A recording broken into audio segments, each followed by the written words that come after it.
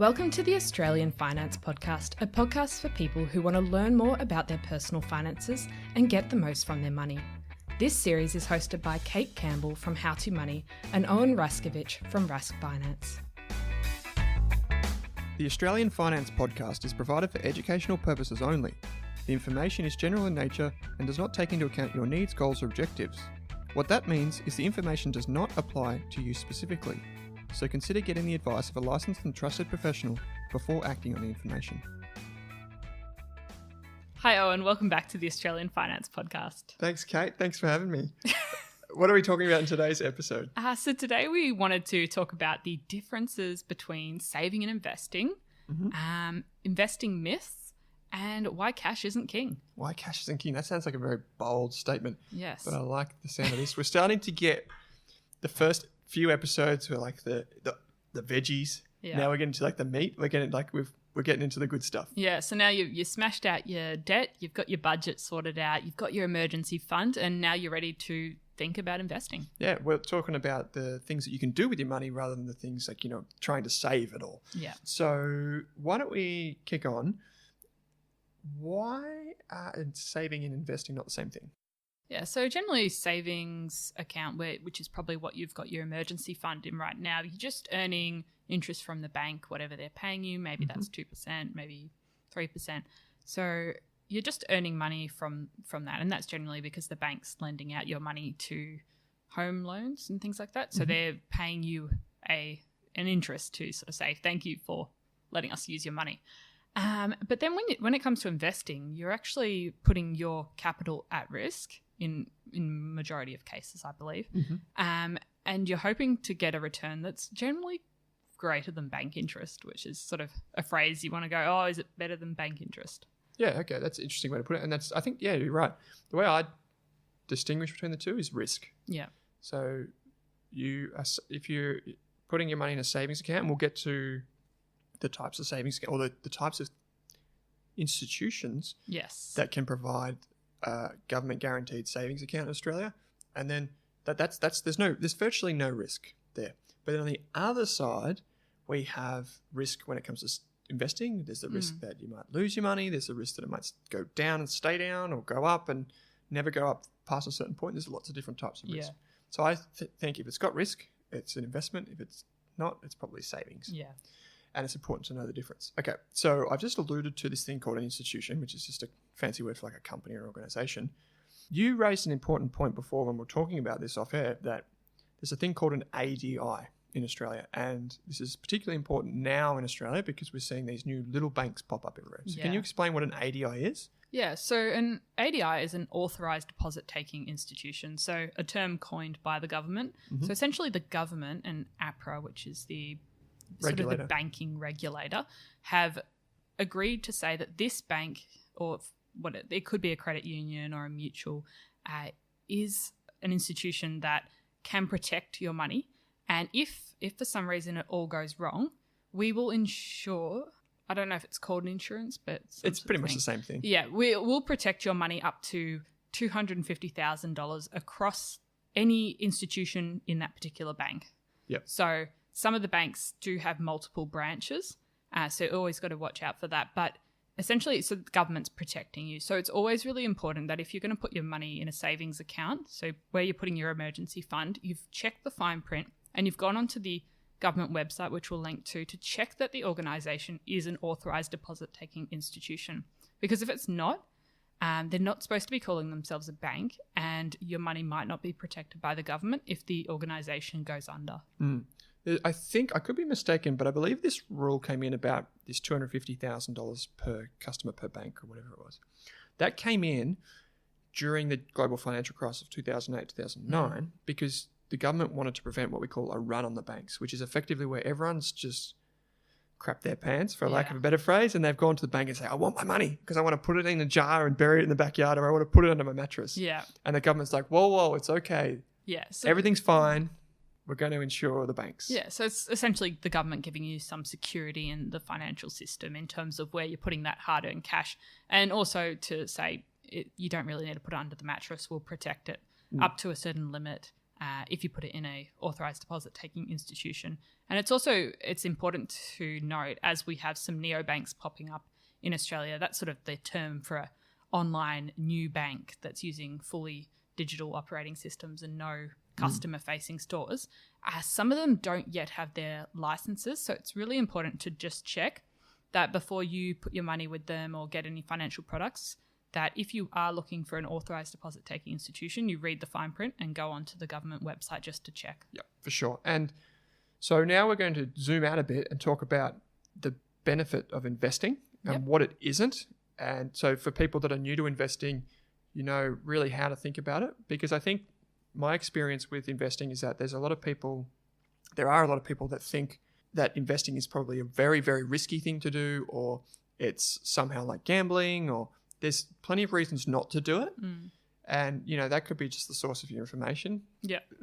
Oftentimes, but there are plenty of things. But I suppose the bigger picture is the more risk you take, typically this is what we're told, the more risk you take, generally there'll be a greater return. Now that gets to a certain point where if you take too much risk, then you're probably not going to get a return at all. Yeah. So let's maybe talk about why would someone choose to invest over putting their money in a bank account? What's the big picture thing?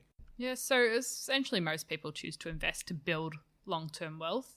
Some people do try and game the system and make a quick buck, but it doesn't generally work unless you've got some whiz-bang method that we don't know about. But generally people investing to build long-term wealth, and it's putting your capital at risk over a long period of time.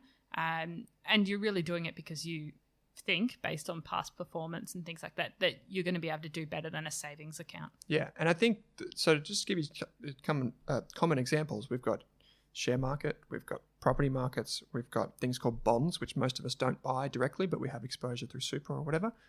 And then we'll have other things that are kind of like variations, or what we call private equity.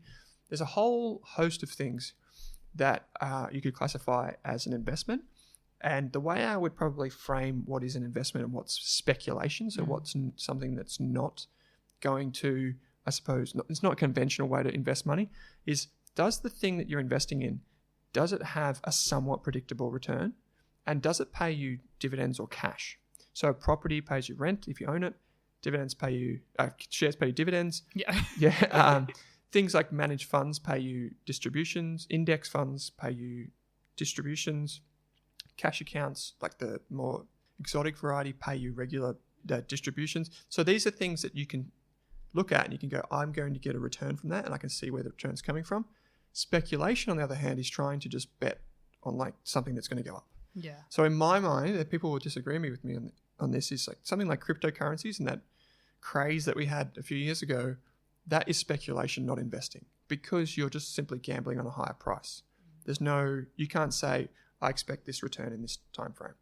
And I think that's an important distinction to make. So when we're talking about investing on the podcast, we're generally going to be excluding speculations. That's right, yeah.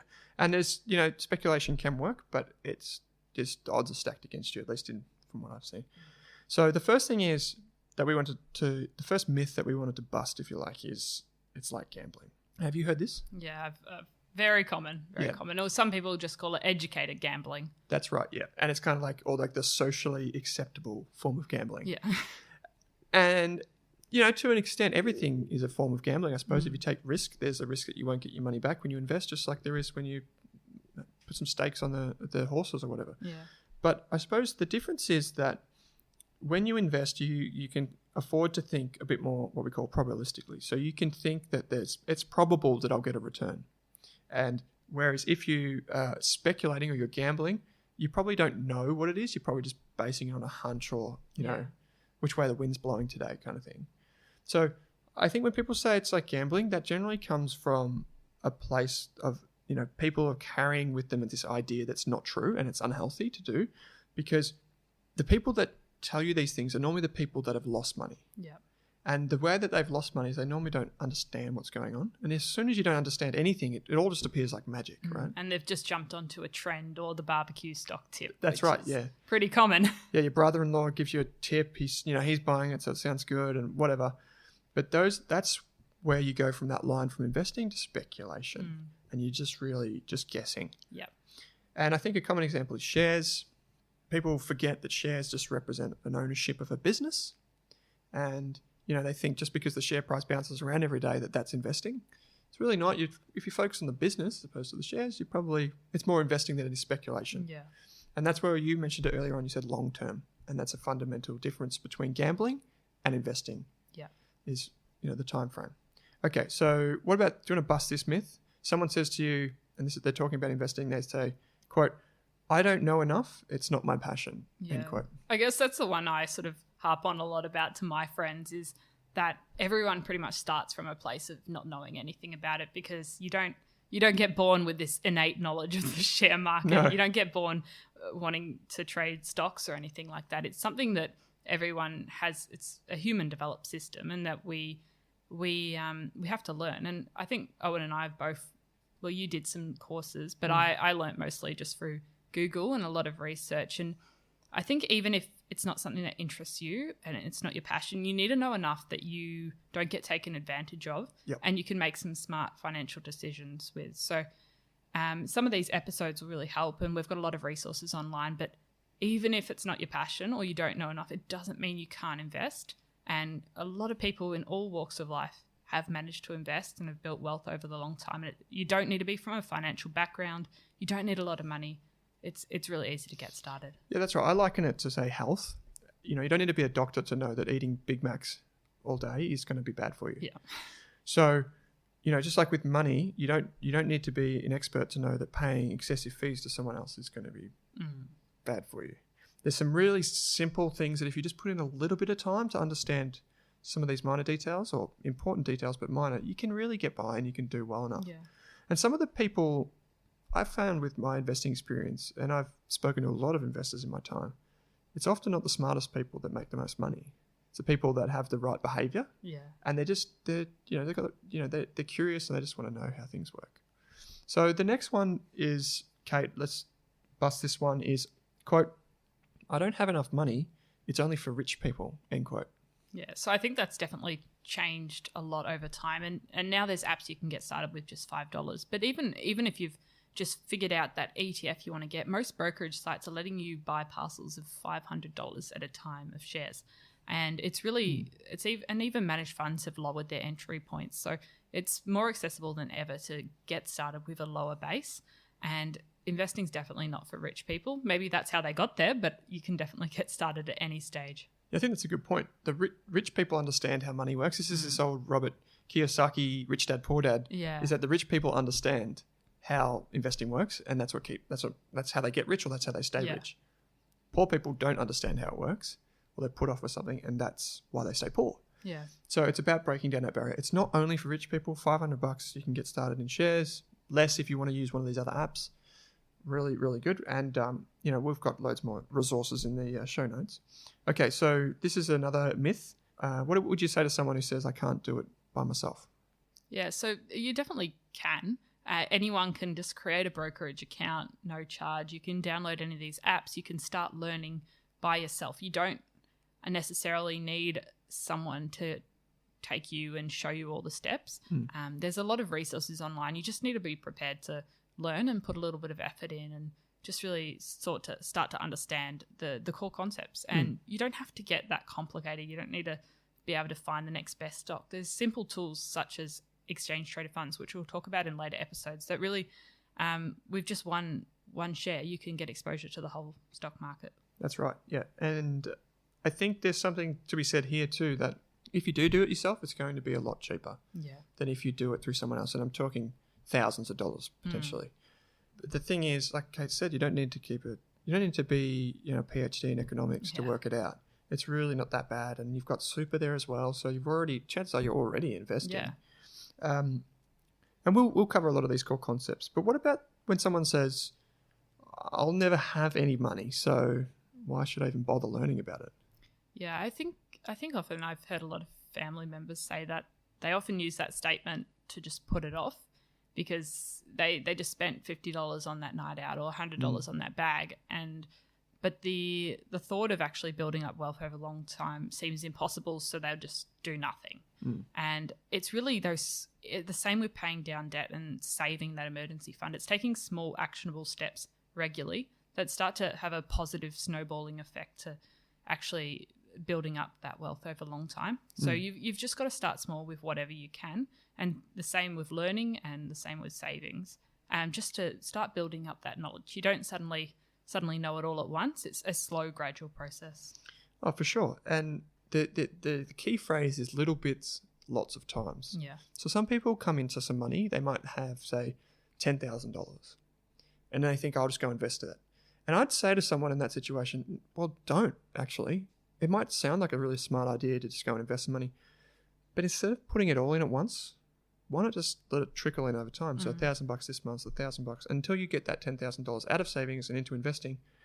The reason I say that is because oftentimes when people come into money, they don't form the right habits, or they invest right at the wrong time. So when everything feels good and it's looking rosy, that's right before it then crashes, and then they just pull it all out and they've got 5,000 left.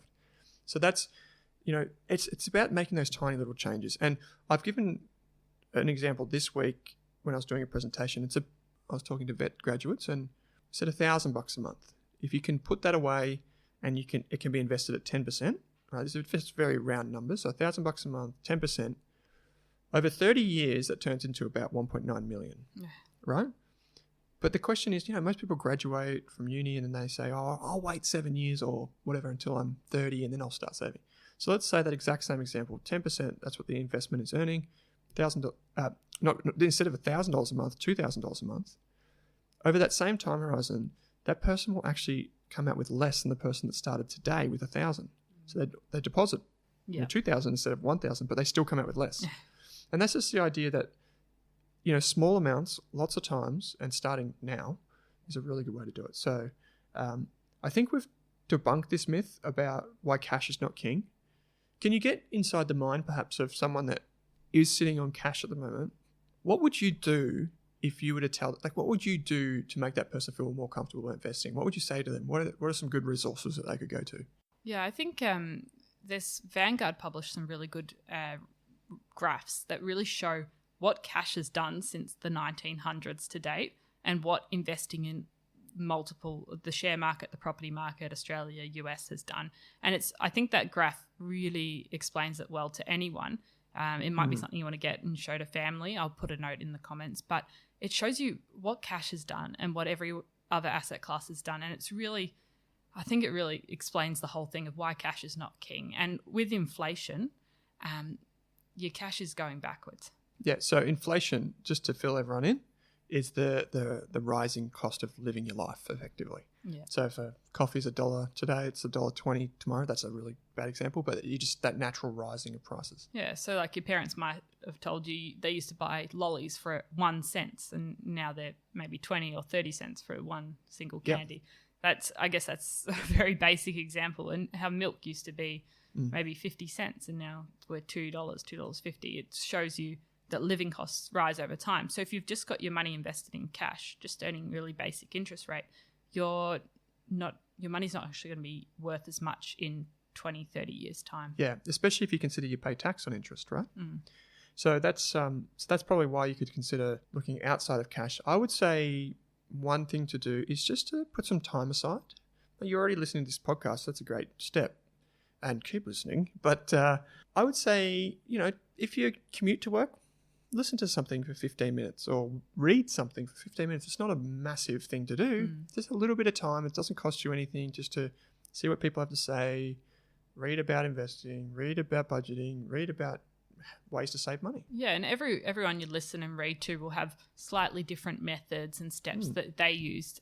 A lot of people will write online about how they got started investing or paying off debt or whatever it is. And even just giving a few of those a go and listening to them will give you some different ideas on how you personally might want to get started and develop your own strategy and your own approach to investing, because there's so many different approaches to it. And some we'll discuss in this series, but it's you've got to work out what works for you and what you're comfortable with, and you still want to be able to sleep at night. That's right. So I just want to add one more thing before we get to how you can contact us. But one thing is, the difference between saving and investing in my mind is quite simple. If you go to a supermarket and you look at all the products on the shelf, if you buy that money goes to the supermarket, but then the supermarket pays the company that made those products. You can own a tiny part of every one of those things. So every one of those products on the shelf could be listed on the stock exchange. For example, if Mars, the product that makes Mars bars, the company that makes Mars bars, they're partly owned by Berkshire Hathaway, which is Warren Buffett's company, and you can buy shares in that company. Or, the supermarket, most Australian supermarkets are on the stock exchange. So what the difference is, and it's a subtle one, is that you go from being a consumer in the economy to being an owner in the economy. And that's a big step. And it's a really cool thing to know that when you pick up your Apple iPhone or you pick up your Microsoft laptop, that you own part of that company. Yeah. And just even have a look at some of the objects you use in your everyday life. Netflix, Apple, they're all investable companies. So you can actually be a part owner of these things. You sure can.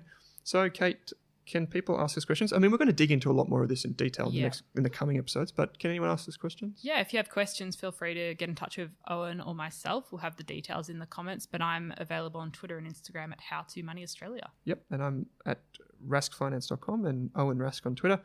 Some action points and some things to take away from this episode are cash is not king. Yes.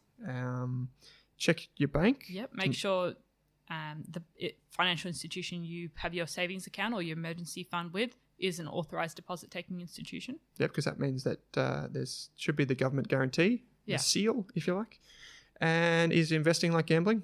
Nope. Okay, cool. We've busted those myths. So, thanks for listening to the Australian Finance Podcast. Kate, thanks for being with me today. Thanks for listening.